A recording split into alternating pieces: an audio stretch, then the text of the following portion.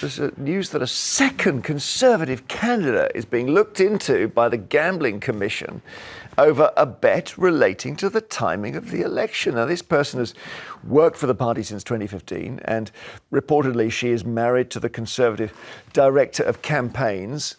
I mean, it's jaw-dropping stuff. Yeah, There's two of them now. Right, and I cannot understand how they don't realise that if they allegedly did do this, then how they think they're not going to get caught. I mean, I'm pretty sure you have to have ID to bet on these. Well, there's now another websites, right? investigation into a police officer who worked as one of Rishi Sunak's close protection team.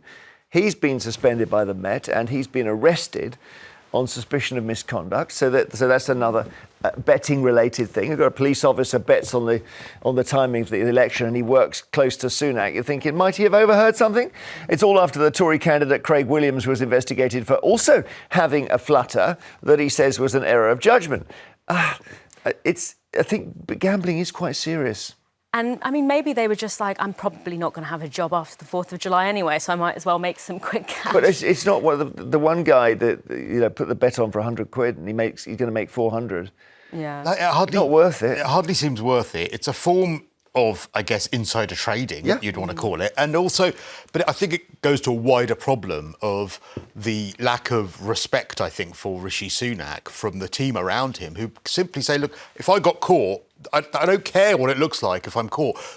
This is the kind of, integrity in politics that we were supposed to, get completely opposite of this when Rishi Sunak became leader. And clearly the people around him don't give a hoot. If this turns out to be true. I think it's going to go into sort of the criminal zone. It's the most bizarre thing. We've never had this before. But also, like you said, for £400. I mean, OK, if the bet was going to give me 4 million, I might be tempted to have a flutter and go, well, screw what the party does. But for 400 quid... I'd like to know what the other ones... I mean, what if the police officer bet, how much did he bet? I don't know. Whether it was hundreds or thousands, I don't know. But, I mean, it's I was talking to some city guys the other day, actually, and the insider trading laws are so serious that they once did a waiter who'd overheard two bankers talking and put a bet on something that was financial, and he got a criminal record. So this bloke who was in banking said they don't realise how serious this is. But also, what does this mean for the people around Rishi Sunak or any politician that would leak to the press? But also, if this is a protection officer that is accused and it turns out that this is true, then, again, that's security issues. What other secrets are overheard? A whole lot. I mean, I do think the fish does rot from the head down. I mean, what we've seen from the Conservative Party is a total lack of respect for integrity. I mean, we had during COVID, we had all of those contracts that were basically given to companies that were close to ministers. Baroness Moan.